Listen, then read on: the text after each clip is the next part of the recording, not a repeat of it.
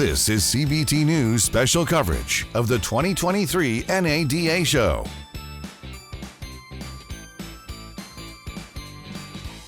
Hey everyone, Jim Fitzpatrick at the NAD 2023 convention in Dallas, Texas, and I am so happy to have with me Mr. Dough Christiansen, who's a sales instructor for the Joe Verde Group. Doug, thank you so much for taking the time out of your schedule. Thanks for having me be here. I appreciate it. How's the show going so far? The show is awesome. We've had some great traffic at the booth. Everybody's stopping by, and we can't walk 10 feet with Joe without somebody stopping by saying, "You changed my life." Exactly. So, in fact, that happened to me for the first time of the show. Somebody came up and said, 18 years ago, I was in your workshop. Oh, that's I'm a general cool. manager today. Wow. And what I learned way back when helped me get to where I am now. That made me feel good. That's pretty cool. And that happens to Joe every day. I it's bet. awesome. There's probably dealers that walk up to them and say, I started with your training, and now I have 15 dealerships, right? Exactly right. That's pretty cool. It's neat. Cool. It's neat. So what's on the minds of these dealers as we start to see more inventory levels start to rise on showrooms, because the last 2 years was really an outlier, if you will. What are they talking to you about? Well, I was just teaching up in Canada, and the one thing that we had to talk about there is the business is changing. Yeah. The big concern they had is customers are coming in with a mindset that's 90 days old on their trade.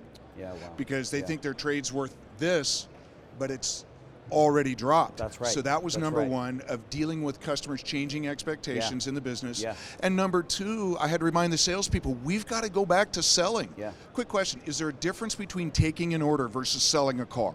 There's no question about it. Absolutely right. Well, what have our salespeople been doing for the last 2 years? Just order taken. Exactly right. That's it, yep. And so now when a customer comes in and goes, hey, the guy down the street said he'd sell it to me for less, what are you guys going to do? Yeah. The average salesperson doesn't know how to respond. That's right. And here's why. I asked in class, I said, how many of you have started during COVID? Right.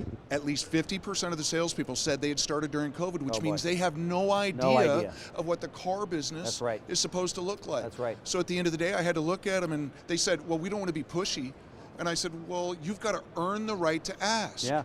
And once you have, your job is to ask. That's right. Because if you don't, they're not going to buy it. Who's going to do it in the dealership? Exactly right. So I had to remind them, warm-up phase, get the customer to like you, value-building phase, build the value higher than the price, and oh, by the way, the closing phase, you got to ask them to own it, because it's not like okay, this is the only one we've got, this is our price, do you want it?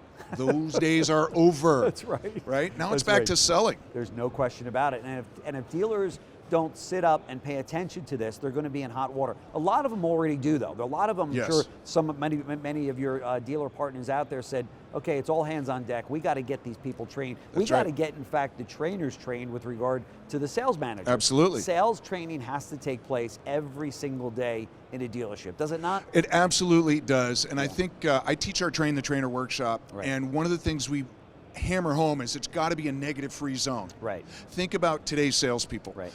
Think about their attitude towards life. And let's just say that if I criticize them all the time, they're not going to get any better. Right. So what we have to do is make it a negative-free zone, and I always remind them, any improvement is good improvement. Right. Catch them doing something right. That's right.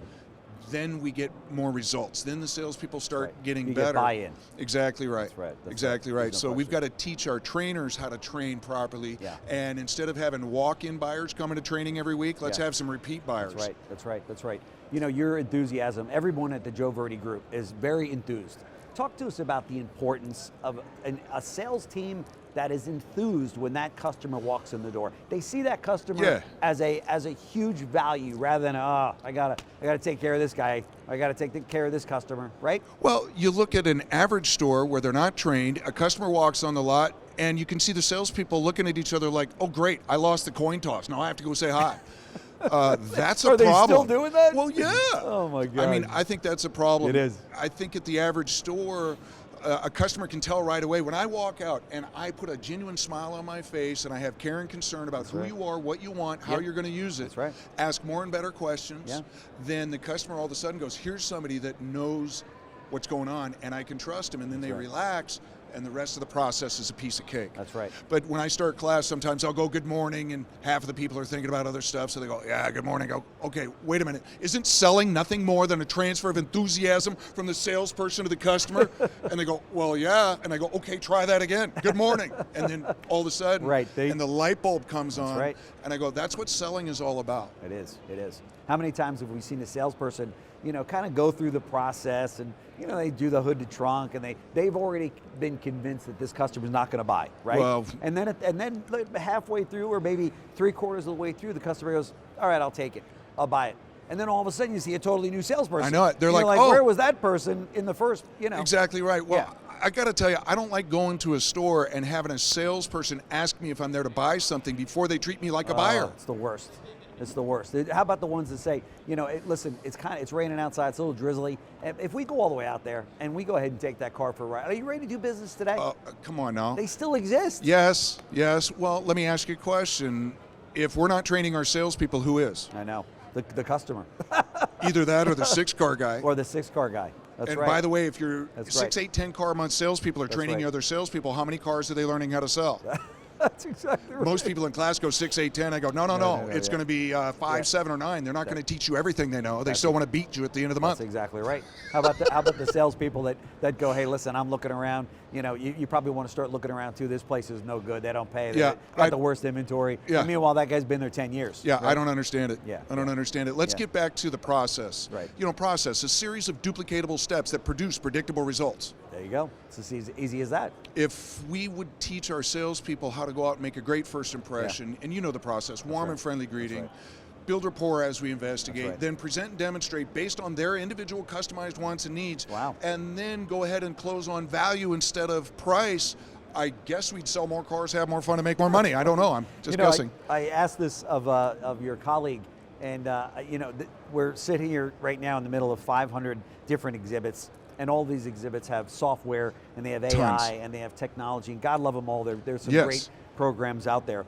But the last time I checked, the automotive industry was still a people business, right? It's Absolutely. people selling cars to people and taking care of their automotive needs. Exactly right. When I was coming up in the business, my manager looked at me and said, Doug, this business is about glass, rubber, and metal.